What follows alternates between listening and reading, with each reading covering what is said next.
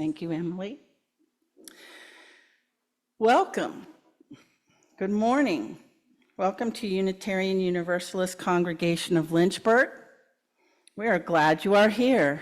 Whoever you are, whatever your beliefs, whatever your age, and whomever you love, you are welcome here. As we work together for peace, justice, and compassion, we also acknowledge with humility that our buildings sit on Monacan land. I'm Kim Sinha, and I've been a participant in this church for almost 20 years.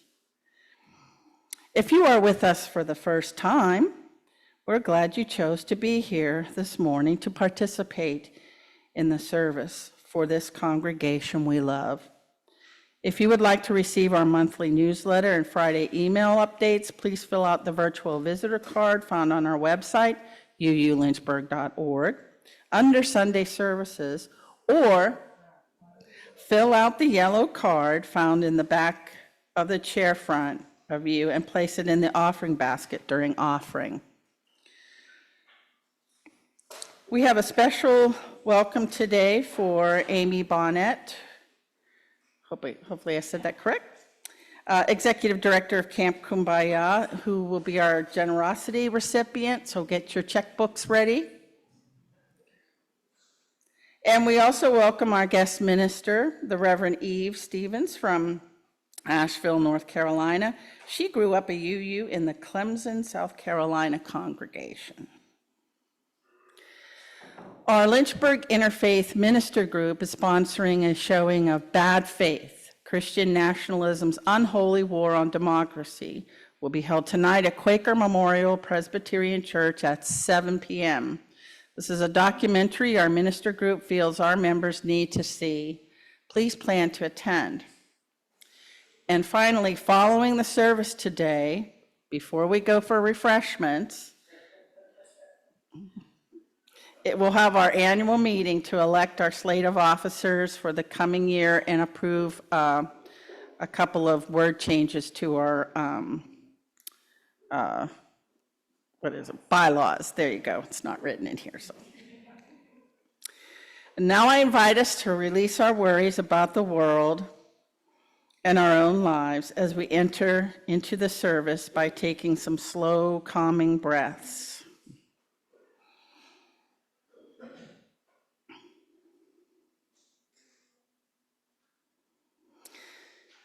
Okay, let's take a moment to wave our greetings to our friends on Zoom, and for our Zoom folks to wave good morning to those of us in the sanctuary. Good morning, Zoomies.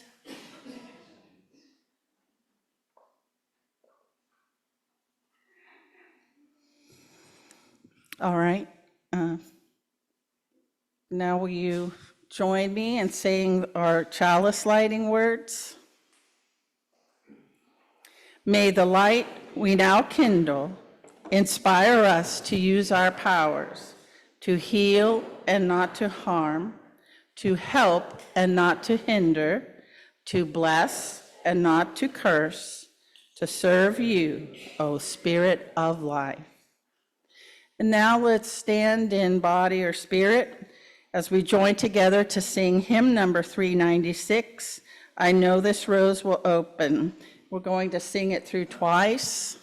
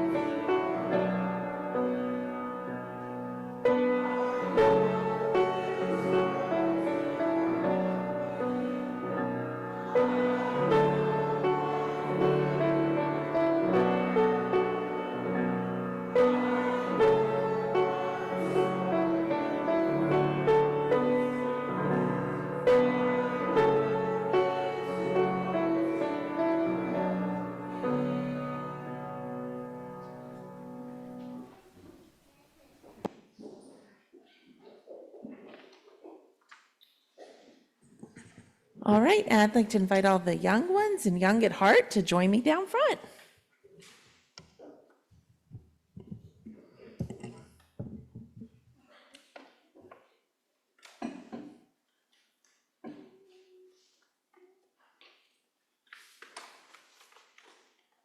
We have a really good book this morning.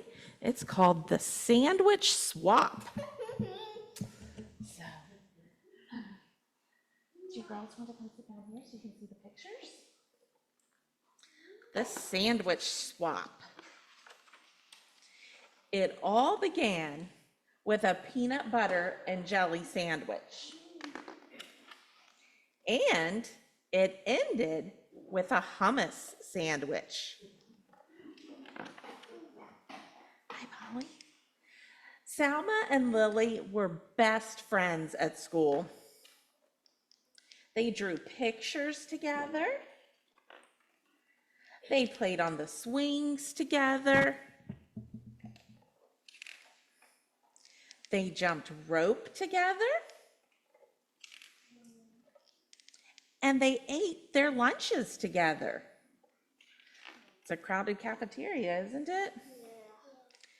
But just What they ate was a little different. Lily ate a peanut butter and jelly sandwich every day for lunch. Salma ate a hummus and pita sandwich every day for lunch. And although Lily never said it out loud, she thought Salma's sandwich looked weird and yucky. She felt terrible that her friend had to eat that icky chickpea paste every day. Ew, yuck. And although, yeah, and although Salma never said it out loud, she thought Lily's sandwich looked strange and gross. She felt just awful that her friend had to eat that gooey peanut paste every day. Ew, gross. Then, one day, Lily just couldn't hold back those pesky thoughts any longer. "Your sandwich looks kind of yucky," she blurted out. "What did you say?" Salma asked, thinking she must have misunderstood her friend. "I said, your sandwich looks yucky." Salma frowned. She looked down at the thin, soft bread, and she thought of her beautiful, smiling mother as she carefully cut Salma's sandwich into 2 neat halves that morning. Her hurt feelings turned mad. "Yeah, well, your sandwich looks gross, and it smells weird too," Salma snapped back. Lily looked surprised. She sniffed the thick, squishy bread, and she thought of her dad in his silly apron, whistling as he cut Lily's sandwich into 2 perfect triangles that morning. Lily scowled. "It does not smell weird. Does too. Ew, yuck. Ew, gross." That afternoon, the friends did not draw pictures together.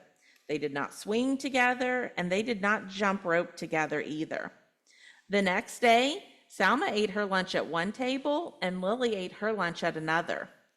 But meanwhile, the peanut butter versus hummus story had spread, and everyone began choosing side. Each side had something not so nice to say to the other.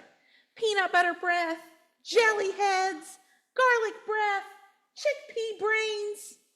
Pretty soon, the rude insults had nothing at all to do with peanut butter or hummus. "You're weird. You're dumb. You look funny. Your dress is ugly." And then it happened. Somebody yelled, "Food fight!" Peanut butter and hummus sandwiches and other lunch favorites began flying back and forth between both sides of the lunchroom. They stuck to the walls, they stuck to the ceiling, they stuck to the lunch lady. When the sandwiches were all gone, pudding cups and applesauce and carrot sticks took flight. Salma and Lily looked at one another from across the rowdy, splattered room. They both felt ashamed by what they saw. They both felt really ashamed when the principal called them into her office. But it wasn't just them that started it. It wasn't just them that were doing it. They weren't the only ones doing the food fight, but they kind of started it, didn't they? They went to the principal. Hey, Nora. They went to the principal's office after they had helped clean up the mess. The following day, Salma set her lunch down across from Lily's. The 2 girls nibbled on their sandwiches in silence. Finally, Lily got up the courage to speak. "Would you like to try a bite of my peanut butter and jelly?" Salma grinned. "Sure, why not? Would you like to try my hummus and pita?" "Okay, I'd like that. On the count of 3? Yes. 1, 2, 3. Hey, this is delicious. And this is heavenly." The girls giggled and hugged and traded sandwiches. After lunch, Salma and Lily met with the principal again. This time they were there to suggest a very special event for the whole school. Look, yeah, isn't that a, And do you notice anything that's on the table that isn't food? What are all of these? Yeah, and so you can see they have, different cultures. Our That's why Mhm. they have different sandwiches, because they're different. I think you're right. And so now you can see everybody brought some of their own traditional foods to share. This is the American flag. It's right over here. Yeah, so this is the American sandwich. Yeah. The PB&J. It's a very big one, isn't it? It's the PB&J. No, it's just more than one. It's not a very Oh, they're big all stacked up. And that's how it all began, with a peanut butter and jelly sandwich and ended with a hummus and pita sandwich. started with. The end. Start with peanut butter. What do you think they were trying to tell us? They were trying to tell you that you shouldn't fight over sandwiches. Yeah, it is silly to fight over something like that. But, mhm. I think it's trying to tell you it's okay if you don't like it, but you should still give it a try. Yeah, it's important to try different things, isn't it? And maybe to respect other people's cultures and the things that they like. Yeah. All right. So upstairs today, we're talking about pluralism this month, and we are going to talk about the importance of listening to many different voices today. Kind of like if Salma and Lily had been listening to each other, they might have not had the food fight, huh? All right, let's head upstairs.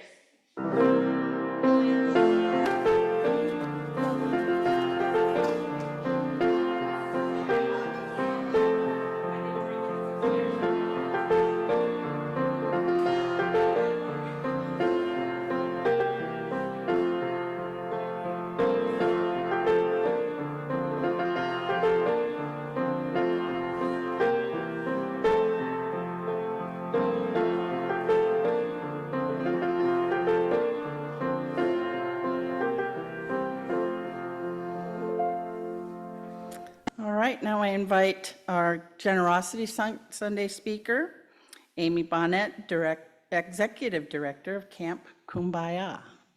Amy?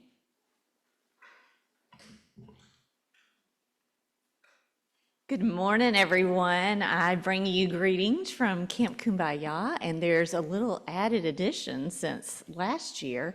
We're now Camp Kumbaya Nature Center. So we are have expanded. I don't know if you've all been out lately, but we're really looking at, of course, access and inclusion, and that everybody can find their place in the woods. So from little to big to old to, we're open for everyone. And so that's kind of what we've been looking at the past couple years.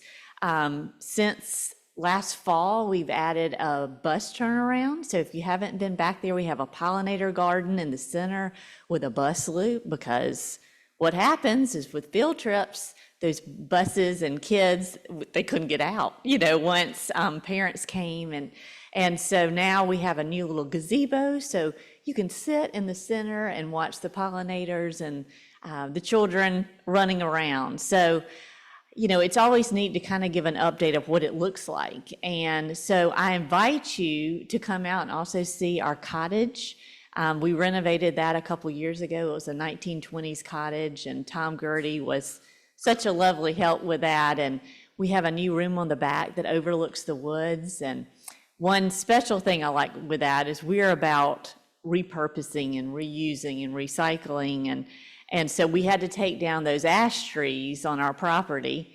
And I thought, is there a way we could get these ash trees, because of the ash borer, they died, milled and used in the property? So the floors of the cottage, the new sunroom, are the ash from our trees on the property. So it's worth a visit just to see that. But we are looking forward to summer camp right now. Gage McCangus is the programs director. He's doing a phenomenal job. Camp opened in January, registration, and we were full by the third week of February. So I've been thinking, okay, how are we going to expand this? So maybe we'll add some campsites, but we have 80 children a week and during camp for 8 weeks, and hire about 25 to 30 counselors. We're also really building that age 14 and 15 who are our leaders in training. And that is wonderful because they come in, and that's the in-between of a camper and a counselor. And as my mother would say, many hands make light work. So it's great because they're getting to help and learn, but we really rely on those LITs also. So, and we've hired Lily Smith, an environmental educator, and she'll be starting in August. So that will expand our environmental education program. So as you can see, your generosity over many, many years, I love coming here and seeing you all and, your mission about inclusivity, and I think we align very well. We just love that, and we're so thankful for the gifts that you all give, and monetary, yes, but also just, being a part of the community. And we invite you, there are many ways you can come out to our trail. We have a 1.2-mile public trail that goes around the property. We also have volunteers that come. I have United Way Day of Caring on Wednesday, and thanks to volunteers, my husband and I bought a French drain, so they're going to be doing a little digging on Wednesday, and also weeding. And another 2 new additions I'll talk about. One is we have a permanent Mother Nature, and during Garden Day, they bring all the leftover flowers and fill her skirt for Garden Day. It's really pretty. And she's out there permanently, so come see her. She's next to the sensory garden. And the other really cool thing that we have, we were chosen, I don't know if you've heard about Bees in the Berg. So Bees in the Berg is a really neat idea that Megan Moss started. And she is from Greenville, South Carolina, which I am too, and I went to Clemson. We went to First Baptist in Clemson. So, but anyway, so she had this idea that it's a scavenger hunt, and there are these beautiful metal bees that are hidden all over Lynchburg, and there's a QR code next to them, and what it does is it identifies native plants. And so you can travel all over Lynchburg, and you can also find the one at our property and identify the native plants that are planted, around that area. So come out and see us. I thank you again for your generosity over many, many years. We just are so appreciative because we couldn't do it. There's just 2 staff right now. So your generosity for scholarships for kids, we have at least 10 kids per week that receive a scholarship during camp. And we really hope to grow that number. So thank you again.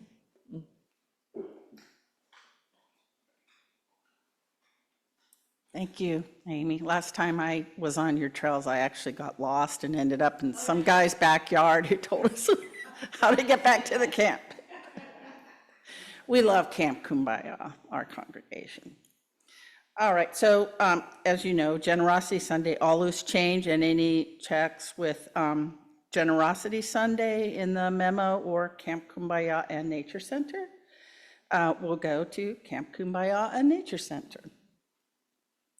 Today we take an offering of our gifts for the work of this congregation, the monetary support of our members and friends, along with the generous gifts of time and talent, make the work of our congregation possible.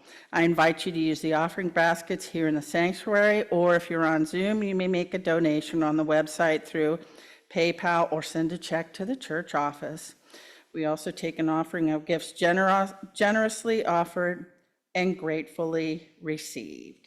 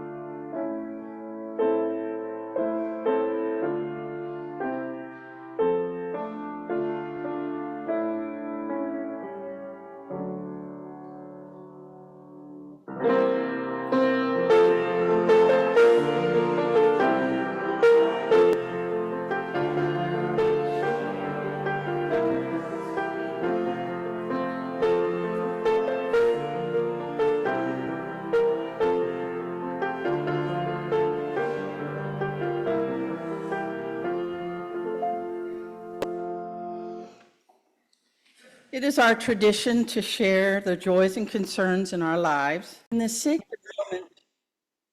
sacred moment of meditation, we come together with hearts open to receive and share. We acknowledge both the spoken and unspoken joys that have graced our lives, moments of wonder, curiosity, and pure delight that fill us with gratitude. We also recognize unspoken joys, those quiet blessings that often go unnoticed but enrich our lives nonetheless. We cherish and honor all these joys, spoken and unspoken. We also recognize spoken and unspoken concerns and challenges. We acknowledge the struggles we face, both those we openly share and those we hold within our hearts. May we have the courage to voice our concerns and the wisdom to address them with compassion and understanding. May we find solace in knowing that we are heard and supported in spoken and unspoken ways. May we nurture each other in cultivating a beginner's mind, free from preconceptions and open to new possibilities. Let us approach each moment with curiosity and wonder, ready to embrace whatever unfolds.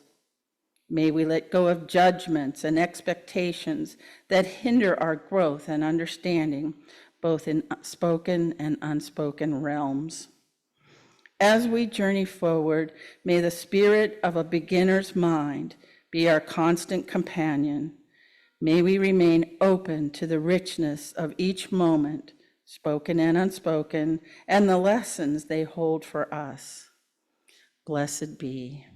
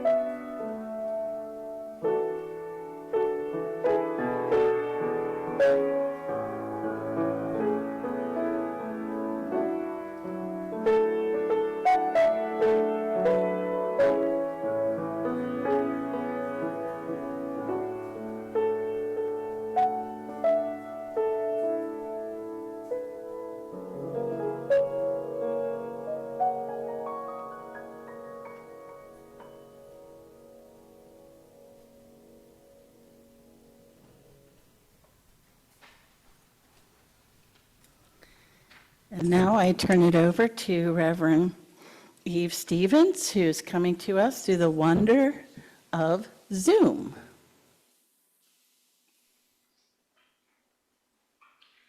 Hey everyone, good morning. And I will just say, this is my first time preaching live over Zoom, but this community and this experience, you all are so beautifully woven together, the people online and the people in the room. So all the volunteer time and logistics this has taken over months or years is paid off. And I'll just say, Reverend Terry, your minister. Ministers don't always have ministers, but she is my minister, served my childhood congregation for a while, and organized my ordination and all kinds of wonderful things. So glad she's visiting family, but hopefully I'll get to see her next time too. Thanks for having me. So our reading is a parable from the Zen Buddhist tradition. And the version that I'm sharing comes from Zen Mind, Beginner's Mind by Suzuki Roshi. And here's how it goes. A man once went to see a Zen master, saying he wanted to learn the ways of Zen. He was ready. So he sat down at the table with the Zen master and said, tell me, what do I need to know in order to do this well, to practice Zen? And the Zen master said, well, Zen mind is mastering the art of beginner's mind. And he was about to keep going, but the man started talking and started telling the Zen master all that he already did know about Zen and experiences that might be pertinent and all that he knew. And the Zen master sort of patiently listened for a while. And then he set 2 teacups on the table between them as the man kept talking. And slowly the Zen master took the tea and poured into both cups. But he didn't stop when the hot water got to the brim of the cup. He kept pouring, and the tea spilled over the lip of the cup and out onto the table and then down onto the floor. And the man looked up flabbergasted and said, what are you doing? Can't you see that the cup is full? And according to Suzuki Roshi's telling, the Zen master replied, I want to point out to you that you are similarly attempting to understand Zen, to understand beginner's mind, while your mind is full. First, empty your mind of preconceptions before you attempt to understand Zen. If your mind is empty, it is always ready for anything. It is open to everything. In the beginner's mind, there are many possibilities. In the expert's mind, there are few.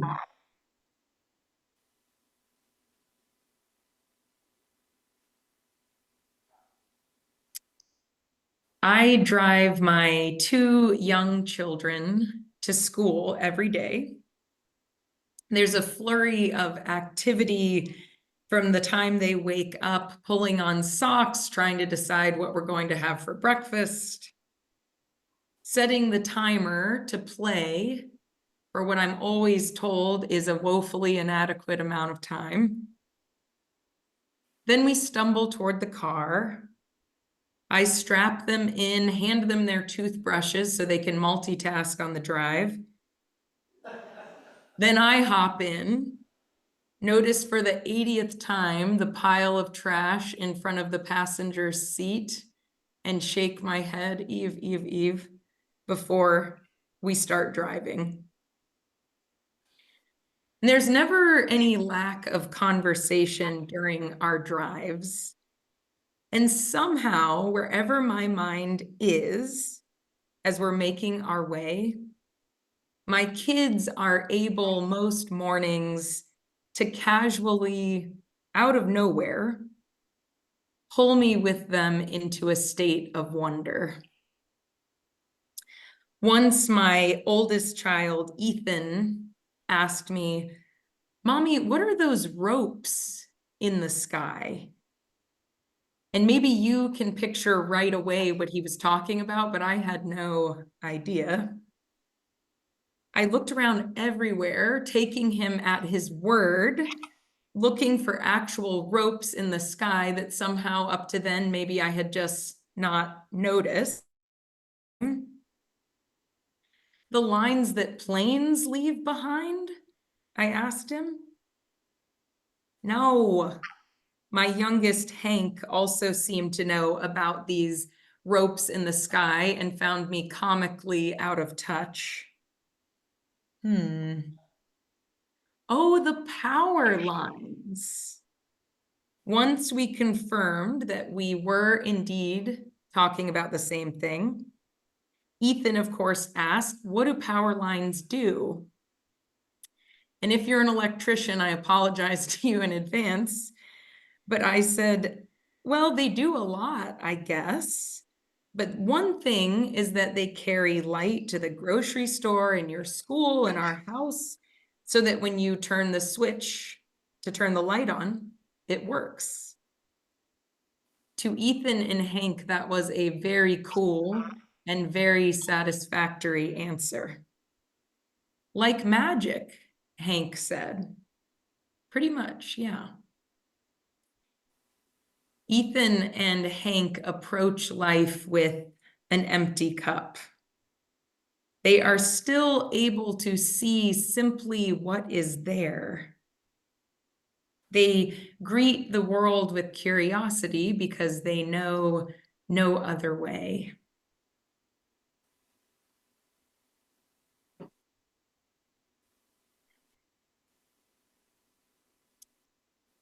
We had a neighbor once who always seemed to be out in the yard building or fixing something.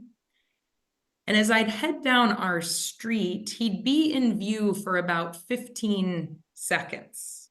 So I had these daily 15-second snapshots of this guy. He's a tall white man with a big, bushy, long beard and lots of tattoos. And I'd find myself looking around for his motorcycle. This is a guy who must have a motorcycle.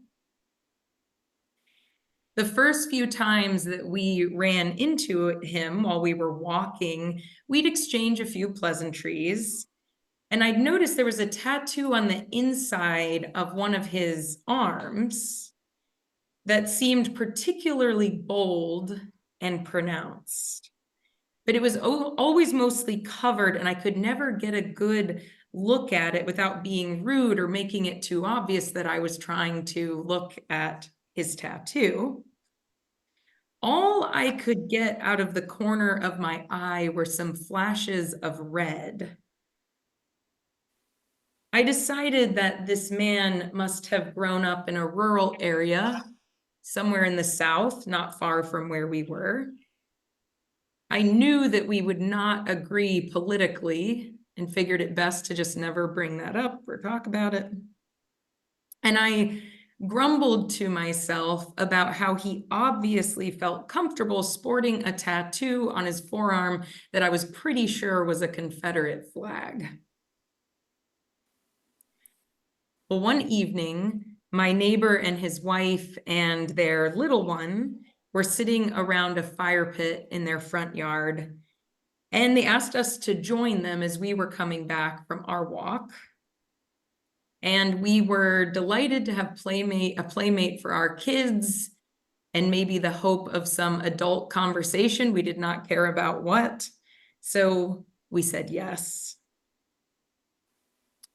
As it turns out, my neighbor with his long, bushy beard and his wife and daughter had recently moved from Chicago. He stays home with their daughter during the day while his wife works. And when he rolled up his sleeves to make some adjustments to the fire, I finally got a good look at the tattoo on his forearm. It was his daughter's name surrounded by red flowers. When I complimented him about his tattoo, he smiled and explained, "Oh yeah, those flowers were in bloom when she was born." When Suzuki Roshi describes beginner's mind, he speaks of the mind that is not already made up. The mind that is not already made up. On the walk back to our house, I tried to declutter my mind of whatever other preconceptions and assumptions about this man that I had collected and stored 15 seconds at a time each day, trying belatedly to make a little room for all I did not know about him.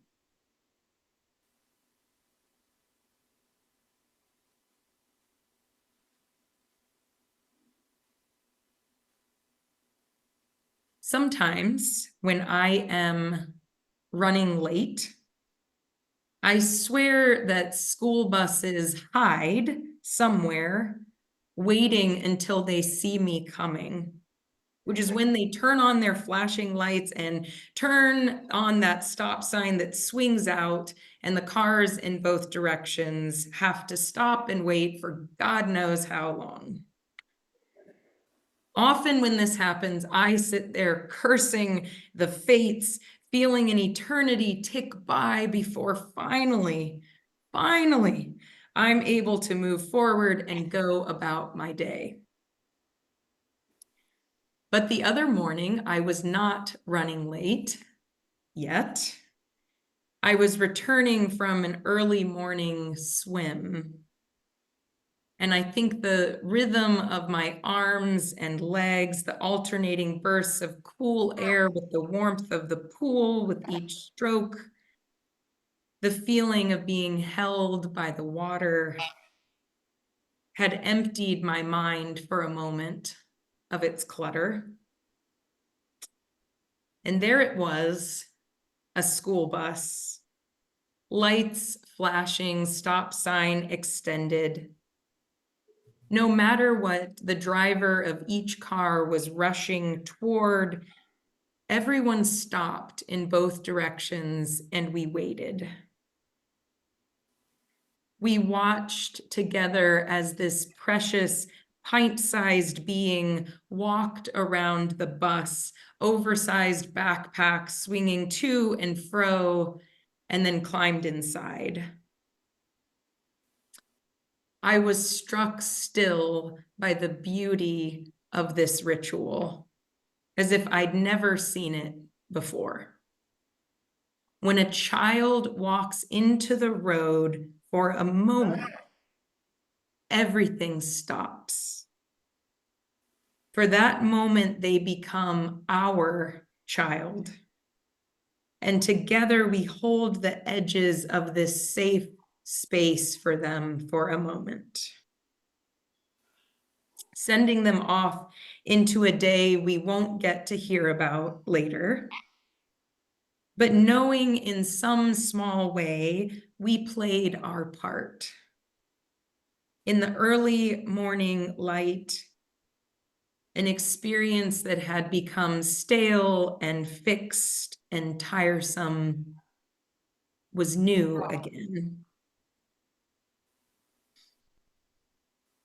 The Buddhist abbess Blanche Hartman writes, "Beginner's mind is the mind that's just exploring, open to whatever occurs, curious, seeking, but not with expectation or grasping, just being there and observing and seeing what occurs, being ready for whatever experience arises in this moment. This practice of clearing our minds to receive the world anew, as if for the first time, makes it possible for us to begin again in any moment.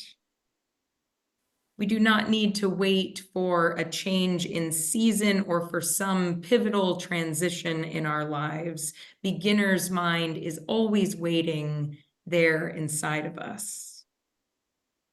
We are rushing ahead with our day and forgetting to be amazed by the world around us. Or we see someone and decide within seconds that we know their story, know what they think, how they act, who they are. Or when we forget that something mundane and routine is sacred. It is in our power, with practice, to pause, breathe, clear our mind of certainties, and begin again, curious, open. It will keep happening. We will be fooled again into thinking that we already know everything we need to know. We will feel at least a dozen more times just today, a busy mind that tells rather than listens, projects reality rather than receiving it. But if we pause long enough, hold still long enough, and just notice, take note of what we are thinking and feeling.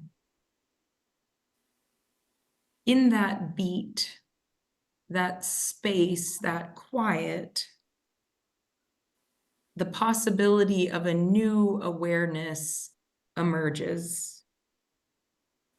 It becomes possible to notice when we've stopped really seeing something or someone that we look at every day. To notice when we feel awfully, steadfastly, unmovingly certain about something or someone.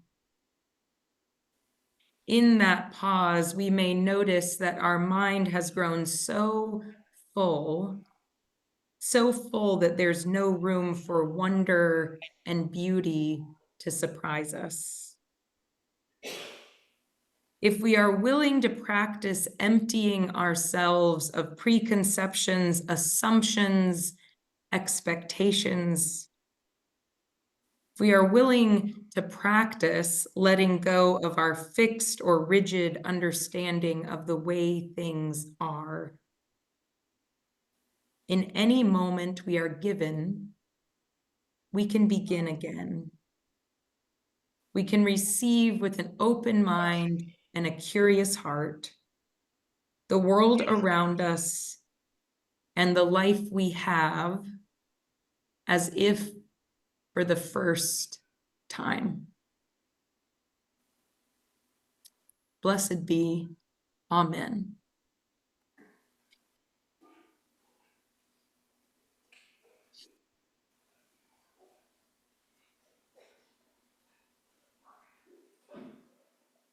Thank you, Eve.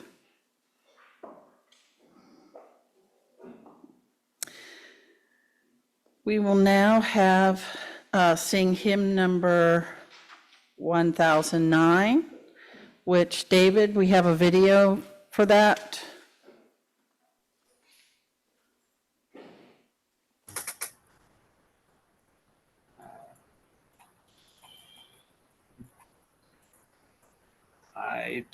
I don't have that. You have, it's in the script. 1 second.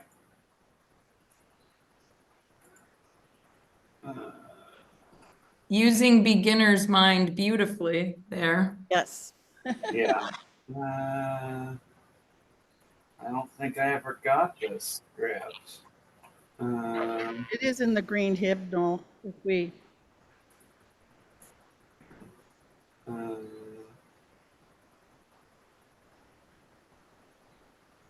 I don't know if I ever got a script. I think I just got the Emily, bulletin. honors. All right. Thank you.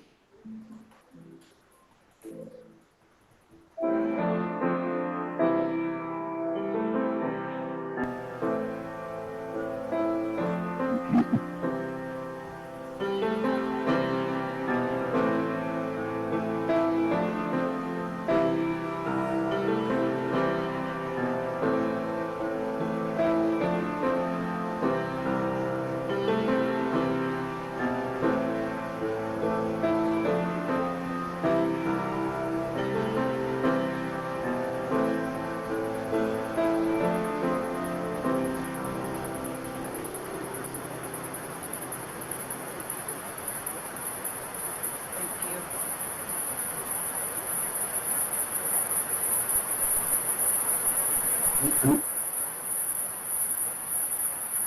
Something's wrong.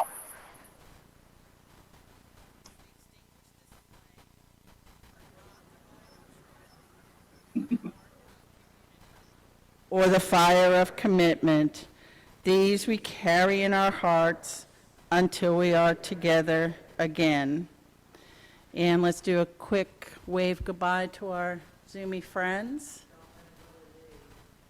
And don't leave, because we have our congregation meeting. We need our quorum. Don't leave. All right, I'm going to extinguish the flame while Eve leads us through a benediction.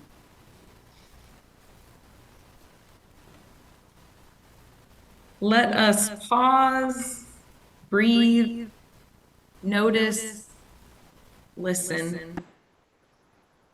Receive experiences, places, people in all their complexity and beauty as if for the first time, as if we still have something to learn. Go in peace, but stay for the meeting, actually.